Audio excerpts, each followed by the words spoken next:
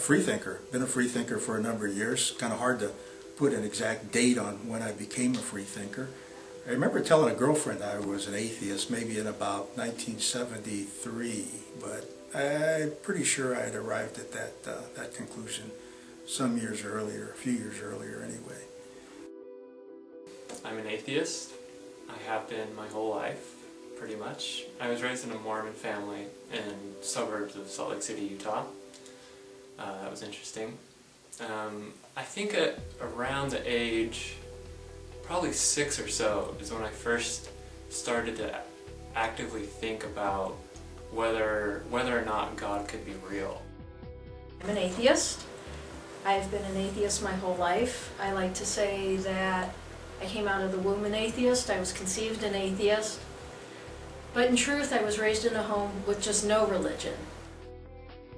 I was raised as a Catholic, but I started questioning this whole thing when I was about 10 years old. I was in like the 4th grade or so, and the position that the Catholic Church took at that time, and I do believe they have changed this since then, but the position that they took at that time was that only Catholics, only people who were baptized as Catholics could be admitted to the kingdom of heaven. And I thought that was grossly unfair, to everybody else, and so I started wondering about this idea that this all-merciful, all-fair God, could possibly have a rule like that. That just didn't make sense, even to a 10-year-old kid. And so I started questioning this set of beliefs at that time, and from there, it sort of spiraled down from there. I am an atheist. I guess usually I consider myself non-religious, but I'm certainly not agnostic. I'm not going to be convinced that there is a God, so that's why I consider myself atheist. I'd say that I grew up in a Methodist church from the time I was a little baby. I was baptized in the Methodist church, and then as I got older, I was given the choice by my parents to decide if I wanted to continue the study of Christianity, basically. And I continued in the Methodist church until I was 12 or 13, I'd say, and then really started to think about what that meant for me as a person and how that defined me. And I decided that, I didn't really believe those things, and it was almost a social thing for me.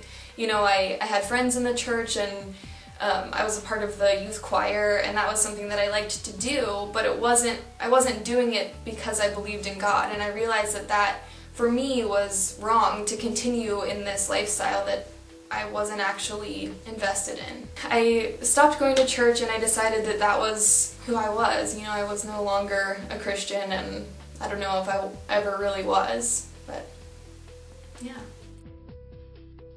I've been an atheist since about 1973.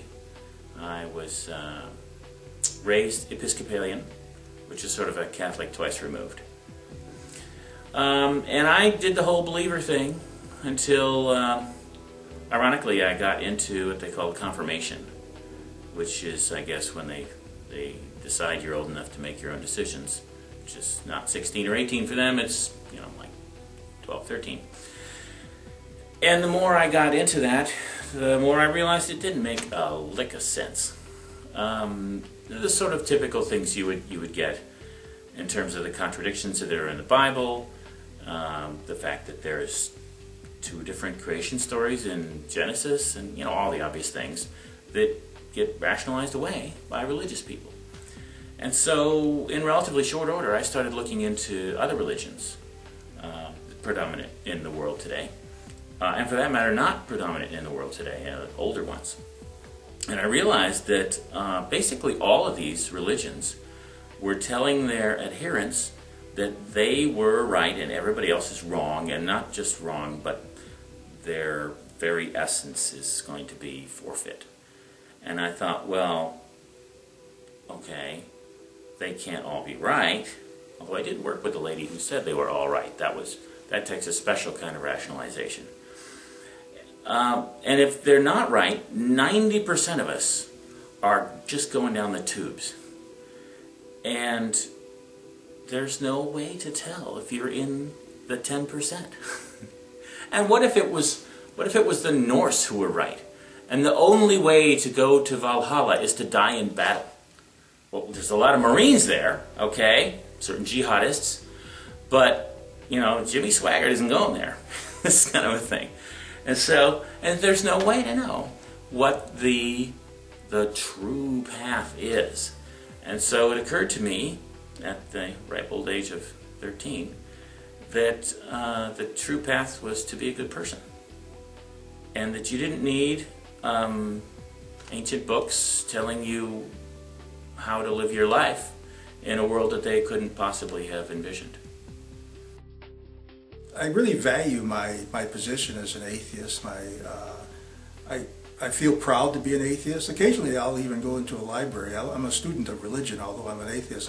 But I'll go to a library and I'll take out a book on some religious topic, and I almost feel like I have to apologize to the librarian, saying, well, I'm just reading this for the information. I don't really believe all this stuff. You know, it's kind of like if you're buying porno or something, you know. But I've been an atheist, although I was raised as a religious person. I went through a religious background like a lot of other people did. I went to religious schools, got a Jesuit education in high school, but I found it very difficult to compartmentalize science from religion. There's so much conflict there. A lot of people try to accommodate religion and science, and I don't really know if that's possible. I really think they're in direct opposition to one another. So I've kind of gave up that struggle early in the game, and I devoted myself to a more rational pursuit of knowledge. Religious people somehow seem to think that if we don't believe in God, somehow perhaps we haven't been exposed to the message.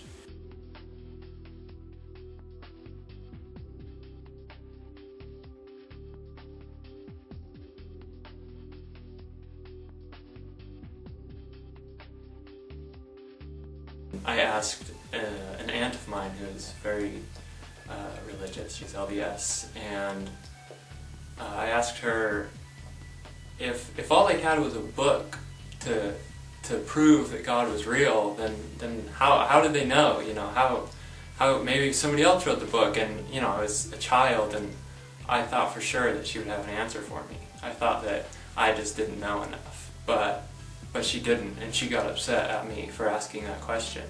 And I didn't understand, and you know, it got me thinking more, and I remember around that same time period, I asked the question to a friend of mine and then a friend's mom, the question, if God made people, then who made God?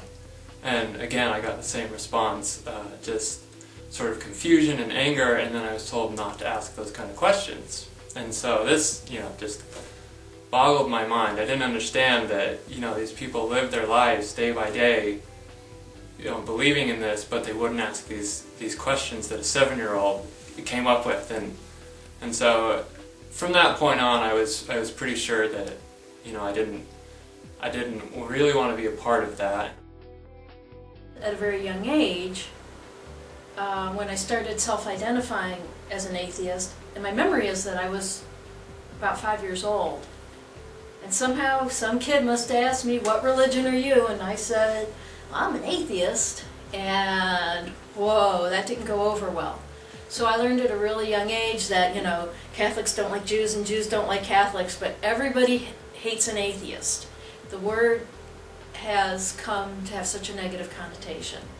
So then I started being more politically correct.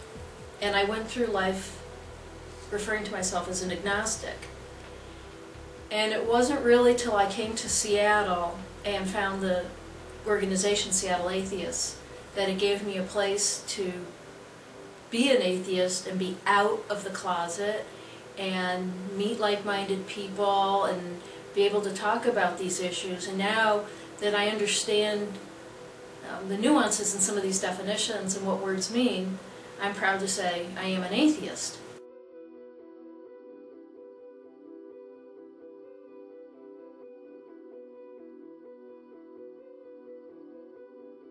I was a really shy kid, actually, not that you'd know today. And I had the difficult task of confronting my very religious parents and saying I didn't want to go to church anymore.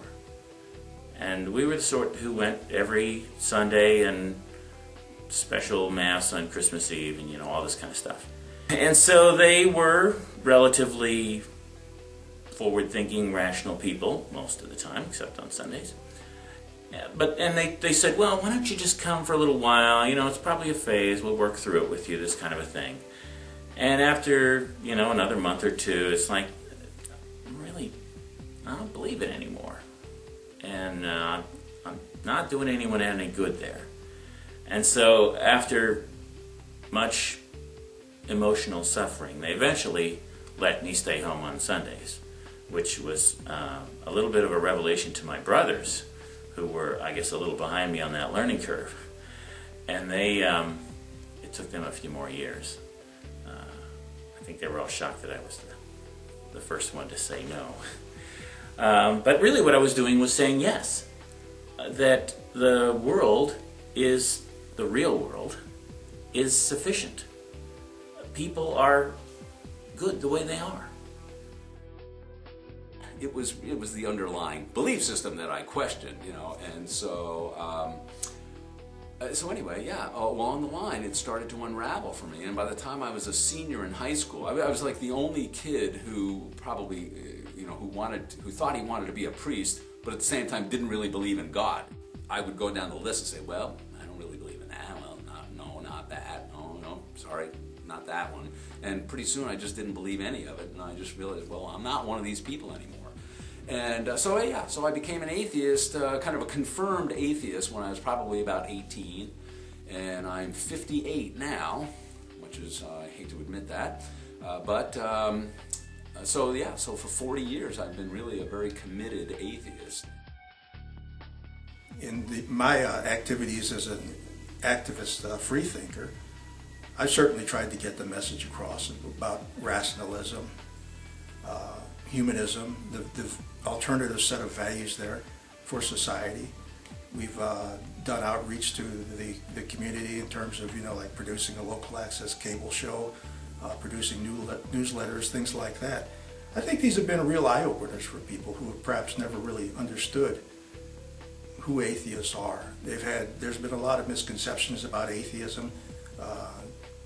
They assume that we don't have moral systems, ethical systems. They think that we are in some way angry. All these things you can address by really coming out of the closet and presenting yourself as an atheist and discussing things such as humanist values, the history of atheism, alternative perspectives on religion. Actually, I consider myself, if you want to dig a little deeper, a transhumanist. And a transhumanist is a person that actually has a concern for the use of technology in improving the overall human condition. We actually promote the use of technology to promote improved human health, welfare, and emphasis on such things as life extension, enhancement of human abilities. And these, I think, really add something more positive to just being an atheist, which isn't really a statement of your beliefs or values. But I think it's a natural evolution of an atheist perspective, because in a way it addresses some of the things that are important to religious people. Why are people religious? Well, it gives them hope. It gives them hope for something beyond the fate that they know they look forward to as humans. I think technology can give you a certain amount of hope too. I'm not saying we're all going to live to be 1,000 within our lifetimes, but at some point I think that with an intelligent application of technology we'll be able to really improve the lot of humans just in the most essential level in terms of how long we live, how healthy we live, how smart we are even. These are things that I think are reasonable goals, but in a way they're kind of constrained by a religious perspective, which looks towards some sort of transcendental solution to these very, very essential concerns that all people share.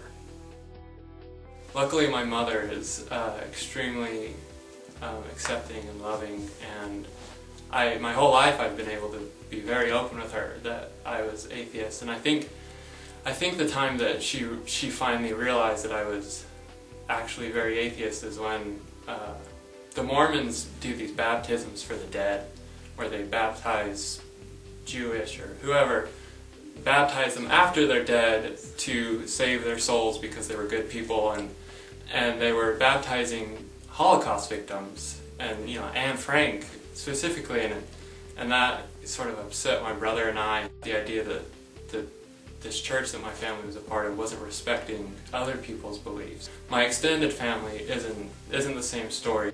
They thought that we were sort of the black sheep of the family. We would constantly be sort of nagged and pushed into going to church, and I think my mother was sort of accused of being a bad parent because her kids were atheists and didn't go to church. And same with people from around the neighborhood. Daily for years, men from the Mormon church would come to our house and knock on the door and offer us rides to church on Sunday, and they were always very polite, but they weren't willing to accept what we believe, and they were often sort of pushy, and it was sort of this small suburban neighborhood drama where everyone's part of this club and we're not, and so they talk behind our backs and treat us as if we're outcasts when we're really no different. We grew up in the same place as they did, same class, same schools, everything. We didn't move from some heathen-ridden land and try and infect their community. We're just like them. We just decided to believe something different.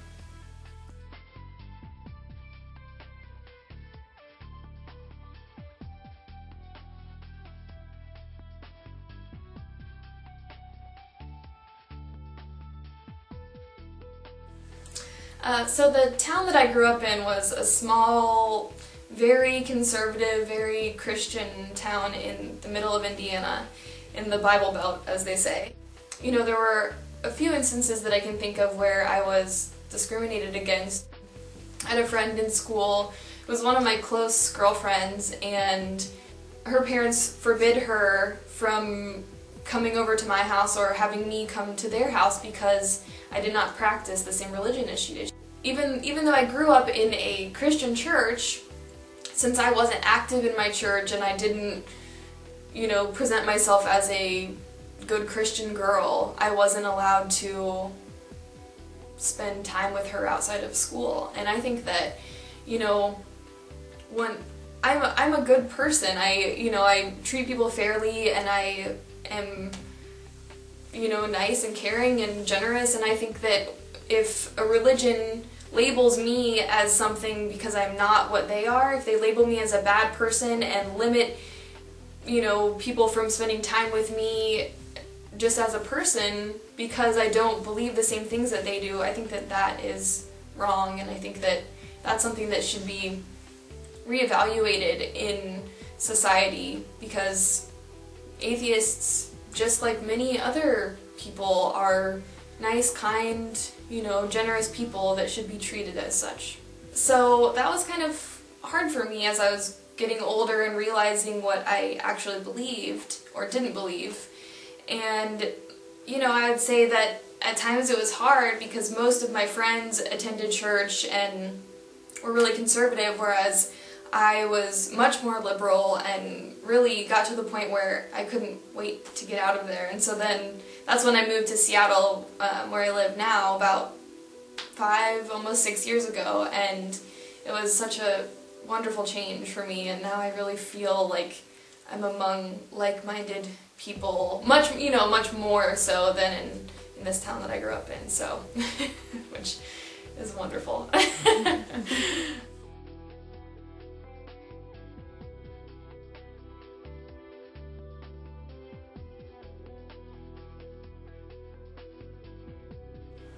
And I didn't emphatically start calling myself an atheist until I had a very defining event that erased any doubt in my mind about whether or not there was a God. And that was when my older brother, Jeff, who quite frankly I love more than anybody, was diagnosed with ALS, also known as Lou Gehrig's disease, it confirmed for me that there is no God, because if there were a God, this would not have been allowed to happen. It's a horrific disease that takes away the person's use of their muscles, so they become totally paralyzed, and ultimately they lose the use of all their muscles, lastly, the muscles to breathe. So it's a horrific disease, it's 100% fatal, and so when you get that diagnosis, it's a death sentence. One of the things that's always bugged me about religions, every religion I've ever heard of anyway, is they're basically telling you that you're not good enough. You need our help to live a good life, to even know what a good life is. It's sort of the ultimate 12-step program, where you have to first say, I've got a problem, in this case, life, and I can't handle it without your help. Well, I can't handle it without their help, and so can you. It's like the Seattle Atheist sign. We believe in you. I had an interesting chat with three white-shirted fellows in narrow ties the other day who came to my door. And I think one of them went away questioning his religion. Because, in a sense, I said, you are okay. You don't need this. It doesn't need you. The world doesn't need your God to exist. At the same time, up through probably about my sophomore year in high school, I was really very interested in pursuing the priesthood, as a lot of young Catholic kid boys are, and I will say for the record that, all the time that I spent in Catholic churches as an altar boy and weekends out in the country and the woods and all these kind of situations with Catholic priests, I've never had any bad experiences as are in the news these days, and I can always say that these people were very fine people who were doing what they thought was a good job, and what was a good job, of guiding kids in the right direction. So I never had, and nor did I ever hear of any other kid who had a problem with, dealing with Catholic priests. So that has never been an issue for me. I guess I started having my questions about religion, actually, ironically. The seeds were laid by my experiences in the Catholic Church. I went the whole route. I was an altar boy. I had pretty close contact with the religious establishment of the Catholic Church there in our parish, the nuns and priests to say. And I saw that they were really people, just people. They were had their foibles, their shortcomings, like anybody else, their vices even. I didn't really see anything exceptional about them, although, I started out at an early point admiring them just because they kind of had an aura around them. The ritual of the Catholic Church is, one of the purposes is to establish these figures as separate, really, from the ordinary person. Once you looked under the skirts, you realized there was nothing really that fancy going on, okay?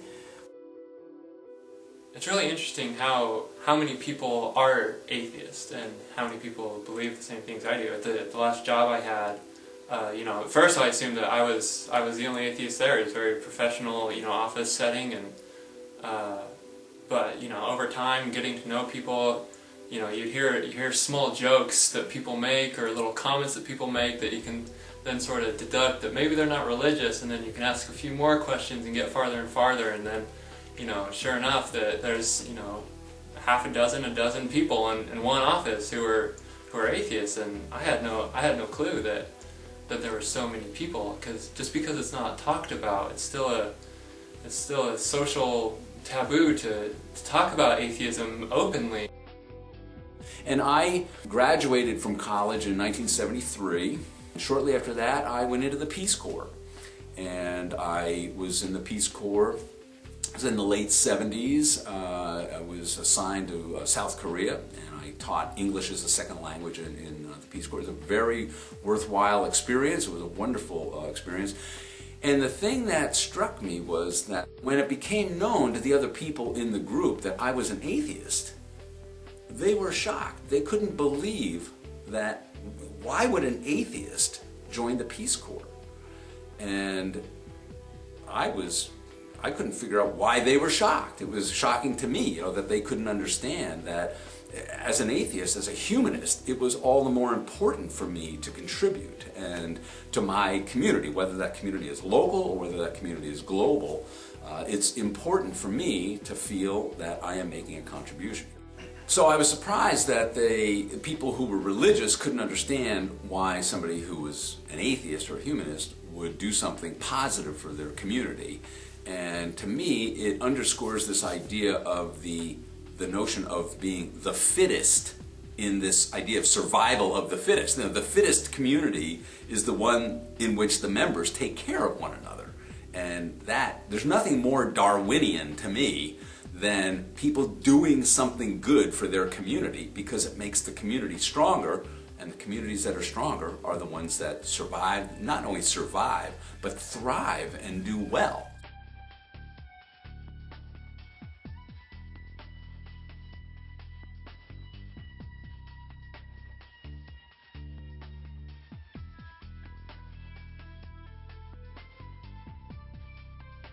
When you think about it, how often do people really change their perspective on religion?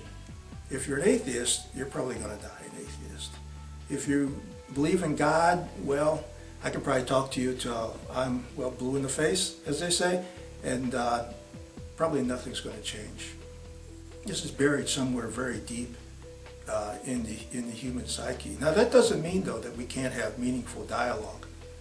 It doesn't mean that we can't exchange ideas and possibly learn to respect each other's perspective more. And at some point, in our dialogue with religionists, we have to address the aspects of religion that are harmful. It's not just religion, it's any sort of non-rational thought. Religion just happens to be the most prominent brand of non-rational thinking, irrational thinking. But we have to address these topics with believers and try to get them to understand, as much as we can anyway, our perspective and the value of reason and science in making decisions in everyday life and in policy, politics. All these things have to be, our thought processes, let's just say, could be vastly improved over where they are now.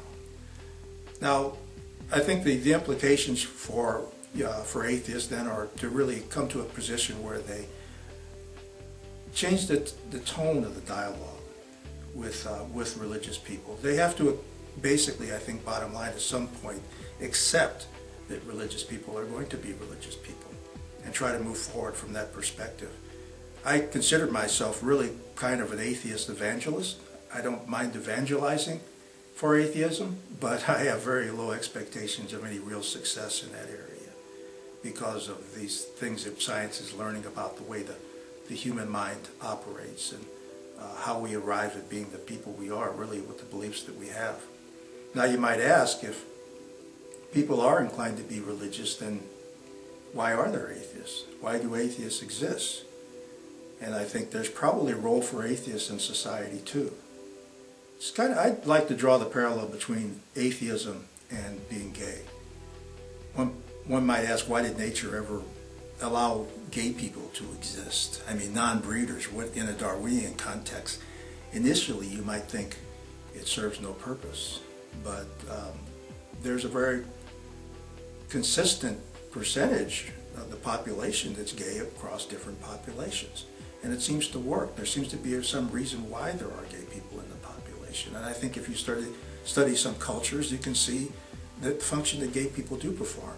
Atheists probably perform very much the same function, not the same function, but a similar valuable function in our societies as well, in human societies. There's always that guy that's going to stand up and say, hey, I don't think that's right. Maybe we ought to look at this other way to do things, this other way of looking at things. They're the dissonant voice oftentimes, because oftentimes atheists, skeptics, are the ones that have the freedom to really look at things from a different perspective. And it's not hard to imagine that down through history, from the earliest days of human evolution, the person that has a different perspective on things, a different view on life, is going to be able to contribute things in certain key situations. One of the things that strikes me about most people who are religious is that they assume their worldview, and that their worldview must by default be good, and you are either bad or uninformed. So they either have to inform you or smite you, which is not particularly helpful. And one of the things that colors the whole discussion of religion in America is the default Judeo-Christian worldview, that it's, do you believe in God, as in capital G? Well, I don't believe in any gods. So when I discuss religion, I lowercase g with an S. And so I don't believe in gods. I don't believe in the concept of gods. And I guess you could technically say that I'm an atheist and an agnostic, because I'm certainly an atheist about the Judeo-Christian, Muslim, pseudo-monotheistic God that is supposed to be creator and good, which is basically an oxymoron. Because I think the definition of that God is contradictory with itself. And so it cannot be. So in that sense, atheist. Could there be creatures in the universe that we would consider gods? You bet. They could have evolved in some other environment. They could have even come here and impressed the heck out of the Egyptians. I don't know. In that sense, I'm agnostic. So there could be gods, but there can't be God. And I think that's often overlooked. When people say, well, I can't understand how you'd be an atheist. And I say, I just believe in one less God than you do. Or if you actually read the Bible, 3 less, but we don't want to get into that. Because, the first commandment says, among other things, thou shalt worship no other gods before me. It implies there are other gods. They're okay, but I'm top dog. And so Christianity and Judaism and Islam are, in a sense, false monotheist religions, because their basic documents tell you there are other gods. They say they're not good people, and they didn't apparently do anything important except make people bad. But that might have been the devil, and they might have been the same people, but somehow God created them too, and that's also good. However, that's one of the contradictions that really slid me off that rose-colored bandwagon and into rationality. People assume that atheists are just godless devil worshippers or something, and so I think it's really important to show people around you that that's not, that I'm just a normal, good person, and I do things for my community, and I, have wonderful relationships with people, and I'm not an evil person just because I don't believe in God. A similar valuable function in our societies as well, in human societies. There's always that guy that's going to stand up and say, hey, I don't think that's right. Maybe we ought to look at this other way to do things, this other way of looking at things. They're the dissonant voice oftentimes, because oftentimes atheists, skeptics, are the ones that have the freedom to really look at things from a different perspective. And it's not hard to imagine that down through history, from the earliest days of human evolution, the person that has a different perspective on things, a different view on life, is going to be able to contribute things in certain key situations. I think this is really something, the dialogue between atheists and believers, in this context, you can view it as being very valuable. We are the people that can serve, in some ways, a higher level of consciousness for religious people. I think people need to come out of the closet. They need to be open about being atheist. We need these ideas to be flowing and people to connect and for these ideas to be more socially acceptable, so that that people feel welcome and they feel like they have, they're a part of a community that doesn't have to be religious. One of the things that actually helped me on my journey to atheism was Star Trek. Because in classic Trek, of course, at the time, in their depiction of the universe, there were many other races that had nothing to do with humans and Earth. And it occurred to me, of course, that all these Earth religions require Earth, not just any planet, but specifically Earth. They have rituals on sunrise. Well, it's our sunrise. It happens every 24 hours. It's very Earth specific. And if there were really a God for the universe, it wouldn't be just this third rock from the sun. It would be everywhere. And so that was one of the things that sort of struck me as a non sequitur. It's like, well, I think it was in the movie, in the book Contact, they said, well, if it is just us, it's an awful waste of space. Because there's, multiple billions of stars and billions of galaxies, and it appears from current research, planets are really common, which means Earth-like planets are not terribly uncommon. So there's got to be a lot of company out there, and they're not going to have any clue who Jesus is, or Buddha, or ancestor worship, or any of the rest of that. They'll have made up their own myths, and if they're lucky, abandon them. I think that's one reason that I don't necessarily label myself as an atheist. If someone were to ask me what my religious practices were, I would just say that I'm non-religious, because I think that atheism and the title atheist has this stigma. Yeah, so I work as a nanny, and I'm raising these children 5 days a week, and I think that a lot of people, if they were to meet an atheist, would wonder where they get their belief system and where they get the morals that they would teach to their children, or for me, what I would teach to these children that I take care of. And I think that I don't need to base my morals on God or on Jesus or on anything like that. I just base my morals on being a good person, treating other people the way that I would want to be treated, and the laws that are given to us by our government. Obviously, don't steal, don't murder, all of these things that are, to me, basic moral beliefs that don't need to be based on a God to be good. I really started as an active freethinker, actually as a reaction to an experience I had. My daughter attempted to enroll in an Explorer program. Explorer is part of the Boy Scouts of America. This was back in the late 1980s. And she was presented with the Boy Scout oath, which she had to sign as a requirement for participation. The Boy Scout oath had a statement in it of religious belief. I found that this was rather unfair, because actually the sponsor of this particular Explorer post was my own employer, the company I work for.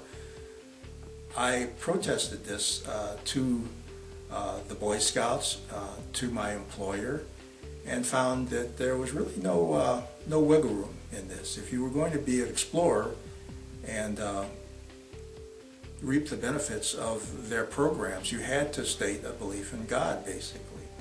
So I was filled with righteous indignation at that time, and I began really taking a high interest in atheism as a movement, the rights of atheists, the position of atheists within society, because I admit that I was a little naive before then. I was going through life as an atheist, not really thinking I had any problems, not really going about waving up atheist banner or anything, but I lived my life as an atheist in a relatively satisfied fashion, without thinking I was at any disadvantage in society. And here all of a sudden I have people telling me no because of the religious belief. To get into, actually there's a program that involved computer technology that I was trying to get my daughter enrolled in. So this really ticked me off, you could say.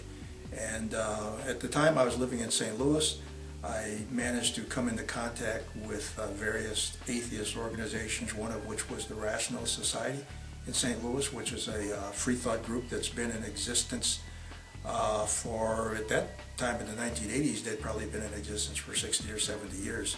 Went back actually earlier than that, traced its roots to a German free thought organization, Fregemeinde, in St. Louis. There's a large German community in St. Louis, and there were a lot of German freethinkers that immigrated to that area back in the 19th century.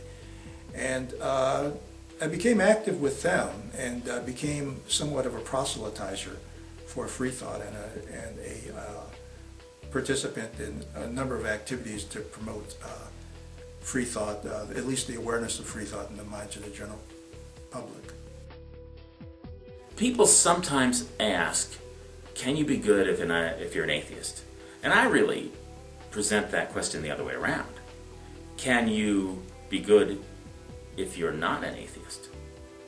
Because every atheist I know is a decent person who has actually thought enough about the world to come to a decision. And most religious people I know haven't given the second thought, and sometimes even the first thought, to how the world really works. They don't want to know. They don't want to see the answers because it might conflict with what their pastor said on Sunday, or Monday or Tuesday, or some of these people go every day of the week. And so, now I do know good religious people, my parents being two of them. Very religious. In fact, my father finally became a deacon in the Episcopal Church after he retired. But I think they're good in spite of the religion and not because of it. They do good things for the same reason I do good things, because they're good. I donate blood. I tutor. I volunteered at the Seattle Marathon with the Seattle Atheists. I do things because they're good to do. And if I'm helping out because my friend needs a place to stay for a week, I'm not doing it because some old book or God's told me to do it. I'm doing it because it's the right thing to do. It's how you treat people. And so what astounds me is that there are religious people who don't do good things. Fly airplanes into buildings, shoot up daycare centers. That was an interesting example, by the way. The fellow, I think it was in L.A., a couple of years back, shot up a Jewish daycare center. And he was portrayed on the national news as a white supremacist. But although he was white, so were the victims. He was a Christian supremacist. But you know that would never make it onto the network news. And so that's one of the biases we work against as atheists, is that the assumption that religion, any religion, is better than none. Whereas my experience tells me that no religion is better than any. So I can understand that a lot of people need an answer for all of the questions that arise in life and something to hold on to, something to ground themselves in this world. But to me, the universe and the creation of everything that is here and the existence of people and everything is so amazing and impossible and miraculous, if you want to use that word, that I don't, it takes away from that amazing, awesome feeling that everything exists if you try to give it an answer, if you try to label it with something, like God created all of us. I think that for me, that takes away from the amazing existence that is us. When I was in high school, I was taking a class in the Catholic high school on anthropology. And we would study these primitive religion systems, and they were clear to point out that these religious belief systems, relied very heavily on magic for their, to support their beliefs. And then we would get up as a group, and go down the hallway in the school. There was a little chapel kind of thing, and we'd go in and have Mass there. At which time they were doing things like changing the bread and wine into the body of Jesus. And I thought, well, we're ridiculing these people because they believe in magic, and then here we are doing this, which is magic. And it occurred to me that the difference between magic in religion and what we referred to as mysteries in religion was simply, whose team are you on? If it's our team, then it's a mystery. If it's their team, it's magic, and we dismiss that. You've heard this saying that there are no atheists in foxholes. Of course, we all know. Anybody who's read the material from the FFRF knows there are lots of atheists in foxholes. But you could also turn that around and say there are no true believers in hospitals. Because when push comes to shove, you may believe that you're going to a better place, but you're going to do everything you can to stay on this world till the last second. New drugs? You bet. Experimental procedure? Try it. Anything you want, Doc. Keep me breathing. Even if I'm sort of a comatose vegetable thing, better than death. Well, if you really believe that there's an afterlife and that you're going there, die. It's one of the great contradictions of religion. If what's coming later is better, end it now. So you could say that basically there are no true believers in hospitals. In fact, one of the interesting things I heard recently was there was a study about the efficacy of prayer. And they finally did a real scientific study. And it had control groups, and those who knew they were being prayed for and those who didn't, those who knew who they were praying for and those who didn't, and this kind of a thing. What they found is the group that did worst, that tended to die quicker and be in more pain, were the ones who knew they were being prayed for, because they assumed they were in more trouble. And so it had a reverse placebo effect. Those people who just trusted with the doctor and did what their nurse told them to, they did fine. The people who thought they needed divine help, they were in trouble, with the same conditions at the beginning.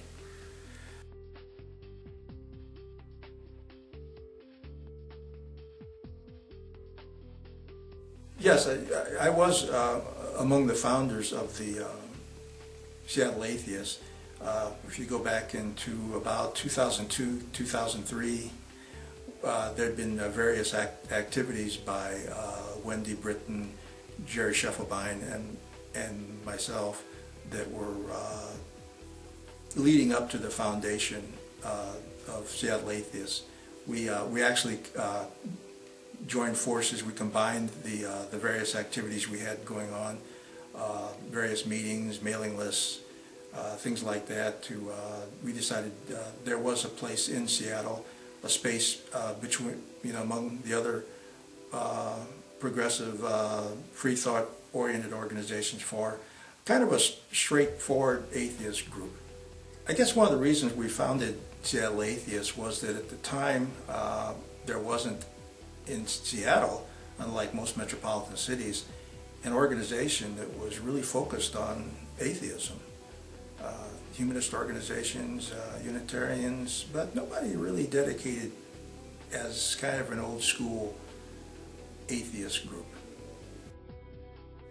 And I got married to an agnostic. And as the years went on, I became less and less shy, gradually becoming comfortable with myself. And she would actually out me to people. She would say, yeah, I don't know about religion, but Rick's an atheist. And she would love, I think, to get the reaction from people. It's like, oh, really? Well, what does that mean? This sort of a thing. And so it's like, I'm not really going to bring that up, thanks, but here it is. And so I got gradually more and more comfortable with explaining to believers or the otherwise uninformed what atheism is and why it matters, why I would choose to do this. And in a sense, really, it chose me, because it's not like I decided I was going to only wear purple. This was something that the evidence presented itself to me, and if I wanted to be an honest person, I just had to stop denying it. That this really was the way reality is, and that the traditions and rituals and ceremonies that I'd been brought up with, or for that matter, that anybody else had been brought up with, were just completely bogus. And it's very hard to talk to somebody, especially if your wife brings that up in the middle of a party, and basically tell them, sorry, your entire worldview is a load of crap. But I like you anyway. And would you like some punch? And so I got pretty good at it. Sort of easing my way into it, saying the positive things about atheism. See, some people think atheism is a negative word, non-theism. It's like it's a negative, a bad thing. Well, I think of it as it's negative in the same way non-violent is. Well, violent is bad, and I'm not that. Cool. Religion is delusional, and I'm not that. So I think atheism, in that sense, is a positive. But all it's doing is defining the perspective from which you see the world. I see the world as complete and sufficient. It doesn't need creator gods. It doesn't need someone to have walked along and turned an ash tree into a man and an elm tree into a woman, or any of the other creation myths you could come up with.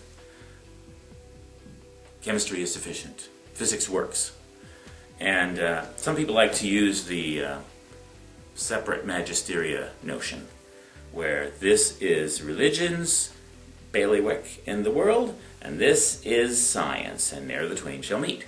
Well, that's not really true, and I don't really know how they could rationalize that as basically rational people, because religion used to cover all of this. My brother has a great saying. He says, religion is the first draft of science. That is basically, if we haven't got the slightest notion how it works, we'll just take the religious description and that'll do for now. And then eventually realize, okay, well, the earth really does go around the sun. Okay, so that part of the religion is sort of discarded. And okay, so it's not on a turtle, on an elephant, on a whatever. But religion still has this function. Okay. Well, it's not really how birth works and life works. So that becomes part of science now. But this part is still religion.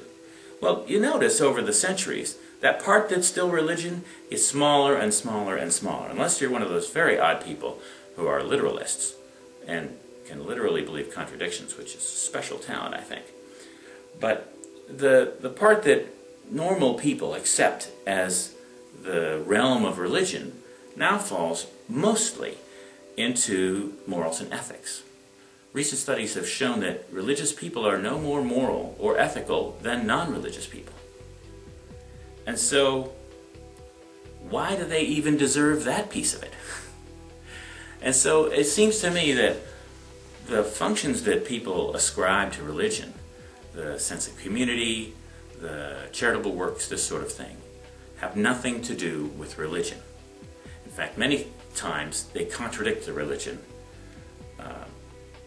For example, in America, most of us support the notion of the democratic republic, representative democracy, this sort of thing.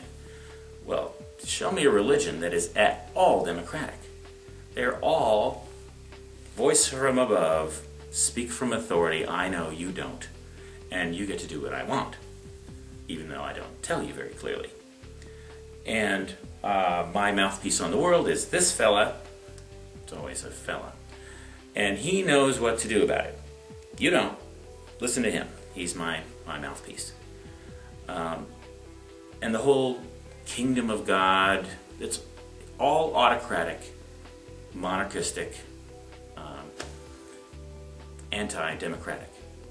And so it's hard to imagine how somebody without the tremendous talents of compartmentalization can believe that what we have created as humans and Americans in this context is good, and yet You don't hear a darn word about democracy in the Bible.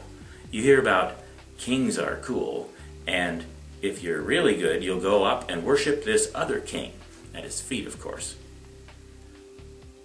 That sounds hideous. I don't want a king.